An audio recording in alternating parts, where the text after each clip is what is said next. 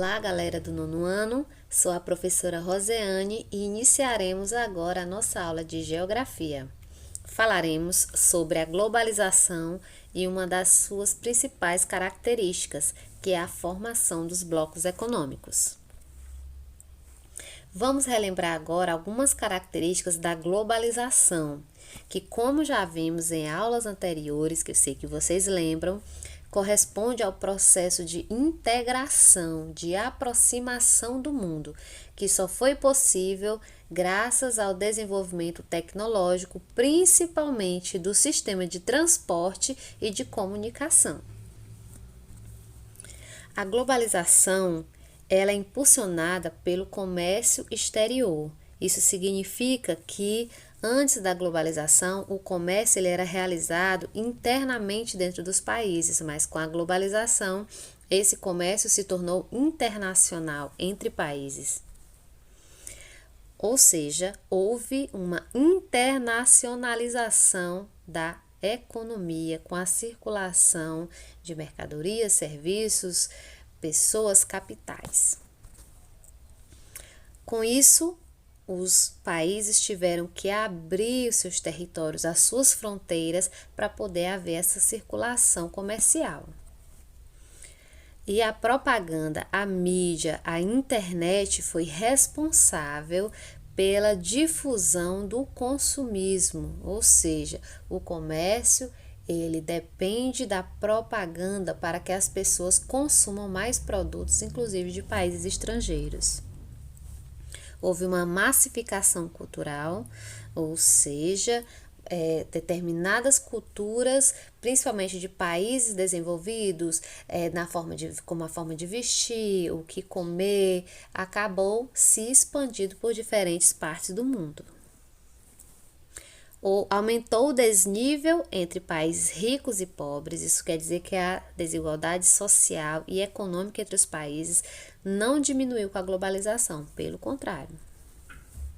E a desigualdade tecnológica também se intensificou, ou seja, determinados países com melhor economia, com mais condições financeiras, investem mais em tecnologia, produzem tecnologia, enquanto outros países acabam sendo excluídos desse processo tecnológico. Pois bem, vamos falar agora sobre o conceito de blocos econômicos e a sua relação com a globalização. Qual seria o conceito de blocos econômicos? Blocos econômicos é uma associação de países que buscam ampliar as relações econômicas entre si, por meio de um comércio com pouca ou nenhuma restrição. Esses blocos facilitam e estimulam a circulação de mercadorias e de capitais, configurando mercados regionais. A união de países visa fortalecer a economia dos mesmos, estimulando o comércio entre eles, reduzindo assim as barreiras alfandegárias, reduzindo os impostos e as dificuldades impostas pelos países a essa circulação comercial. Quanto aos blocos econômicos e à globalização, são complementares, pois à medida que as barreiras alfandegárias, que são essas medidas tomadas pelos países para impor restrições ao comércio exterior, diminuem ou desaparecem. Amplia-se o comércio no interior do bloco, fortalecendo os países membros e atraindo a atenção de outras associações e de países isolados que buscam estabelecer acordos e negociações entre si, acelerando o processo de globalização. Então, blocos econômicos visam a integração econômica comercial dos países e a globalização está diretamente ligada a isso porque ela significa a integração do mundo. Há 4 tipos de blocos econômicos. Nós começaremos falando do mais simples até o mais complexo. Então, a zona de livre comércio é o tipo de bloco mais simples que existe. Quais são as características de uma zona de livre comércio? Primeiramente, os países que se unem para fazer parte de uma zona de livre comércio há uma livre circulação de mercadorias, ou seja, não há impostos na circulação de produtos entre os países membros, ou seja, há livre circulação de produtos de um país para outro sem interferência governamental. A moeda nacional é mantida, cada país permanece utilizando sua moeda. Cada país define um imposto de importação para os produtos vindos de nações não pertencentes ao bloco e as regras para o trânsito de capitais, serviços e pessoas. Isso quer dizer que quem participa de uma zona de livre comércio pode continuar cobrando taxas diferenciadas para os países de fora do bloco, não entre os países membros do bloco. Quanto à União Aduaneira, a União Aduaneira tem as mesmas características da zona de livre comércio, porém tem alguma diferença, que além de ser cobrada a mesma taxa de importação, o mesmo imposto para a circulação de produtos entre os países do bloco, os países membros da União Aduaneira também têm que cobrar a mesma taxa, a mesma tarifa de importação dos países que não fazem parte do bloco, ou seja, a mesma tarifa tem que ser cobrada ou não dentro do bloco e a mesma tarifa tem que ser cobrada dos países de fora do bloco. Quanto ao mercado comum, além da livre circulação de mercadorias, capitais, serviços e pessoas, há também imposto de importação comum para produtos vindos de nações não pertencentes ao bloco, assim como a União Aduaneira. A moeda nacional, ela é mantida, ok? Então, o mercado comum já é um bloco mais integrado, porque não há livre circulação apenas de mercadorias, mas também de capitais, de serviços e de pessoas. Há mais liberdade de circulação, além de produtos, dentro do bloco, ou seja, entre os países membros há uma maior aproximação. Quanto à União Econômica e Monetária, ela possui as mesmas características do mercado comum, porém tem uma característica que nenhum outro tipo de bloco econômico possui, que é a existência de uma moeda comunitária, uma moeda única. Todos os países que fazem parte do bloco econômico, União Econômica e Monetária, possuem a mesma moeda, ou seja, você não precisa trocar a moeda do seu país pela moeda do outro país para poder comprar, para poder comercializar com ele. Vamos falar agora sobre os principais blocos econômicos do mundo. Começaremos pelo Tratado Norte-Americano de Livre Comércio, também conhecido popularmente por NAFTA. Ele é o tipo de bloco econômico, zona de livre comércio. Os membros são Canadá, Estados Unidos e México, ou seja, quem faz parte desse bloco são os países da América do Norte. Este bloco está em vigor desde o ano de 1994 e as principais dificuldades encontradas por esse bloco econômico, é a grande diferença socioeconômica do México em relação aos Estados Unidos e Canadá. Estados Unidos e Canadá são países desenvolvidos que têm os Estados Unidos têm a maior economia do mundo, enquanto o México é apenas um país em desenvolvimento.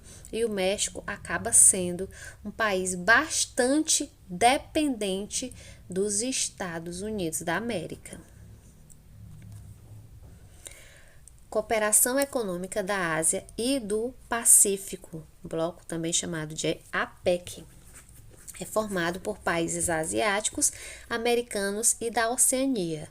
Países banhados pelo Oceano Pacífico, por isso esse nome, Cooperação Econômica da Ásia e do Pacífico. Tem o objetivo de promover através de uma zona de livre comércio. Então, observem que a APEC também é uma zona de livre comércio, que é o bloco econômico mais simples que existe.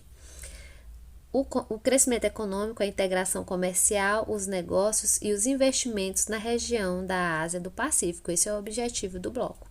Quais são os principais problemas?